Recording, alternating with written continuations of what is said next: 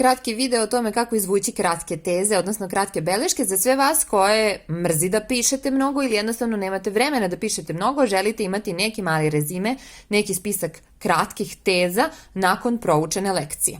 Na konkretnom primeru radit ćemo fiziologija krvi i hematopoeznih organa, s tim da je hematopoeza zapravo ovde manje više ključnija u celoj priči, ali vidjet ćete taman na ovom primjeru dve različite vrste teksta, da tako kažem.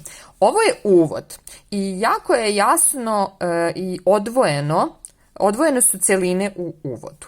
I u ovom uvodu jako lako možete iz čitave celine napraviti jednu tezu. Znači, u prvom ovom pasusu priča se o samoj krvi. Kako izgleda, gde se nalazi, čega se sastoji. U drugom pasusu o krvnim ćelijama, gde se stvaraju, kako se degradiraju i razgrađuju slično. U trećem pasusu o značaju krvi, odnosno koje su sve uloge krvi u organizmu. I onda svaki pasus može da ima jednu tezu o krvi ili napišete samo krv. Krvne ćelije, u zagradi, eventualno stvaranje, razgradnja, značaj krvi, uloge krvi. I u 3 teze imate čitav ovaj deo knjige. Ali, kada krene malo ozbiljnija priča, kao što je hematopoeza, kao što vidite, jedva da postoje pasusi, to je ovdje ni ne postoji, sve ovo je jedan veliki pasus, i mnogo je gusto, da kažem, nabacano mnogo važnih informacija.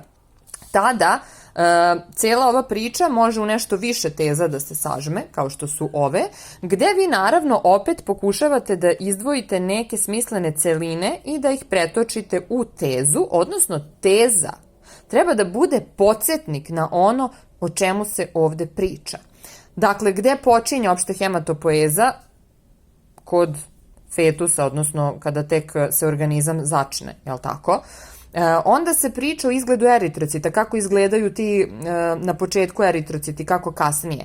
Priča se o prvobitnom hemoglobinu, kako on izgleda, čega se sastoji i slično. Zatim se spominje prebacivanje hematopoeze u jetru. Dakle, sad je to novo mesto, novo tkivo gde se dešava sinteza, odnosno stvaranje krvnih ćelija. Onda pričaju o globinskim delovima, kako oni izgledaju, kako se razlikuju, hemoglobin A2, A i slično, jednostavno sad to nije ni bitno da onako neće pola vas razumeti, osim onaj ko se bavi ovim. Onda imamo u knjizi jedan grafik. Dovoljno je da napišem grafik da bih se setila uopšte da postoji neki grafik i o čemu se u njemu radi, eventualno da ga objasnim ukratko. I onda je nakon toga pričano i o hematopoeznom tkivu, odnosno upravo o tome kako se smenjuju mesta hematopoeze u organizmu. I evo, ovoliki deo gradiva saželi smo u, koliko ovdje ima, 3, 6, 7 tezica.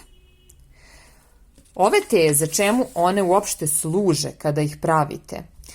Rijetko ko se vraća da uči iz njih, one služe kao podsjetnik. Vi ćete posle uzeti i po njima ćete pokušati da se setite šta ste zapamtili o tome gde počinje hematopoeza, kako izgledaju eritrociti, kako izgleda prvobitni hemoglobin i šta je uopšte sve o njemu rečeno, kako izgleda jetra i tako dalje. Prednost, jako velika prednost ovako jako malih teza, kada vi veliku količinu gradiva informacija sažmete na 1 do 2 reči, jeste upravo u tome što vas ovo natera vas i vaš mozak da dobro razmislite o tome šta čitate i na koji ćete način mnogo informacija ili dugačku priču upakovati u 1 reč i 1 malu tezu. Tako da ne samo da štedi vreme, nego jako pomaže pri samom učenju i pamćenju teksta, a zatim imate i vrlo jasnu preglednu tabelu ili spisak koja vam služi za preslišavanje.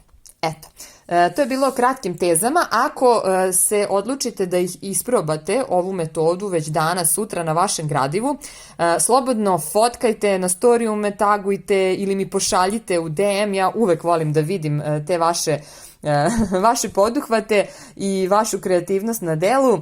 Primenite, probajte, recite mi utiske, podelite sa drugima, sa svima onima za koje verujete da im je ovako nešto potrebno i važno. Slušamo se u nekoj narednoj priči. Budite mi pametni i lepi. Ćao!